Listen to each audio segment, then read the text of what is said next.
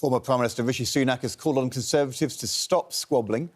But on the first day of party conference, Tory leadership hopefuls have turned on rival Kemi Badenoch after she made comments suggesting that maternity pay was excessive. Well, she's backtracked. She said journalists are misrepresenting her words.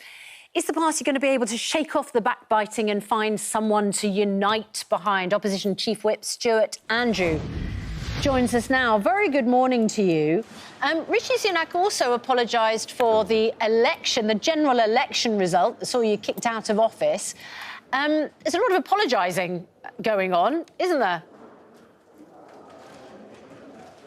Well, yes, look, the fact is that we went through that general election and, the message was sent to us loud and clear. Our job now, which is exactly what we're doing at this conference, is to take that on board, to listen to what was said to us and then to rebuild the party. And that is exactly what's happening here in Birmingham. We're very much involving the membership. They are going to be key to how we go forward.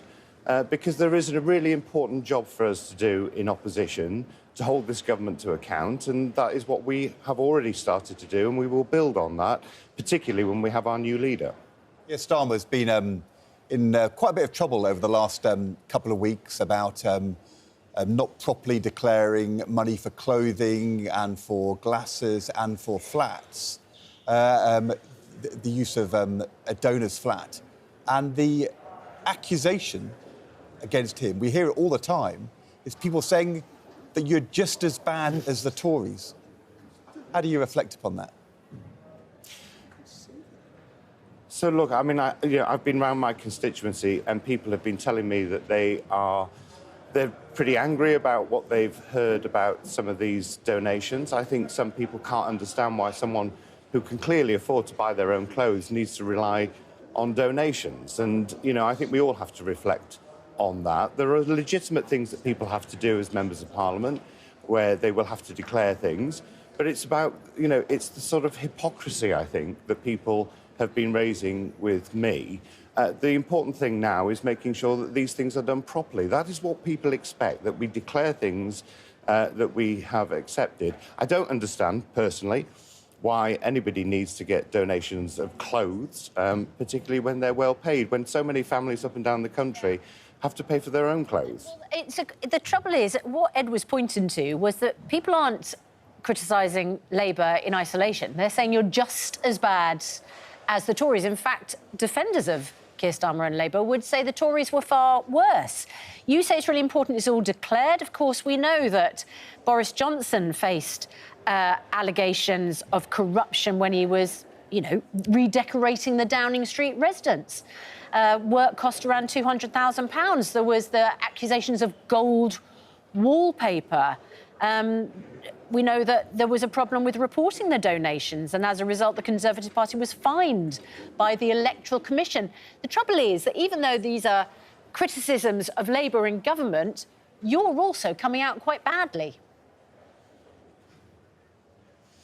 Well, look, we are taking the time at this conference to really reflect on exactly what the electorate was saying to us at the general election. It is right that we do that. We take time to listen to what they said, and then it's important that we then act. And that is exactly the conversations that are happening here in the main hall, in the fringe events that we've got at this conference.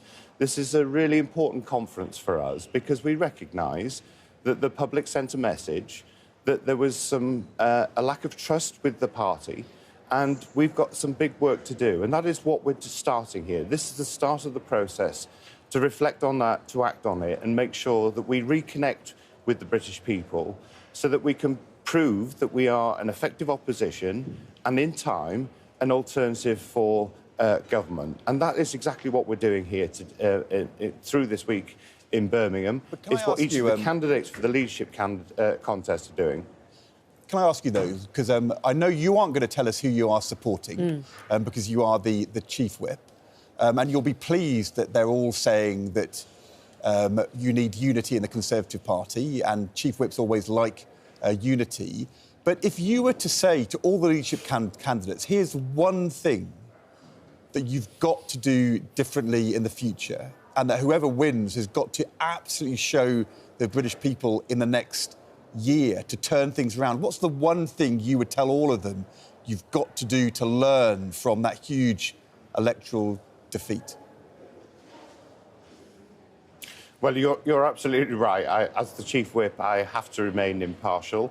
But what I would say is that I think we need to be honest with the British people.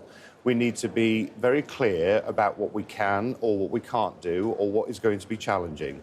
Having that honest conversation is what I think the electorate expect from politicians. When you're honest with them, you explain the situation that we find ourselves in, and you say what you can achieve or what you can't achieve, then I think you get more respect, and that would be the best advice that I would give to all the So you're saying that you candidates. weren't honest before, and that needs to change? Well, I think sometimes we perhaps maybe raised expectations about what could be delivered, and that's all I'm saying, is that sometimes there are real, governing is hard. The Labour Party are finding that out now, that it's not easy governing. There are really difficult decisions that need to be made in government, but I think it's important that we're honest with the public about that. Some things are easier to deal with, some things are really challenging. And if we are honest and upfront about that with the people, I think we will gain more respect, and that is certainly the message that I would send. Before we let you go, Louisa James said a lot of people wish Boris Johnson was one of the leadership candidates. Do you miss Boris? I'm not getting involved in any of the conversations about who should be the candidates. You know, I have to be impartial. If you miss Boris Johnson. I'm really pleased that we've got four excellent... You've just said you've got to be honest. I'm really pleased that we have got four... He's not even an MP, Stuart. So therefore, he's definitely not a candidate. The question is, do you miss him? Do you miss him? No, exactly. We have got four... No, I've got four brilliant candidates to choose from. I'm happy with that. OK. I know, but do you miss him? Everybody misses him. OK. Right. Well. Almost an honest answer. Stuart, Andrew, thanks very much indeed. Opposition Chief Whip.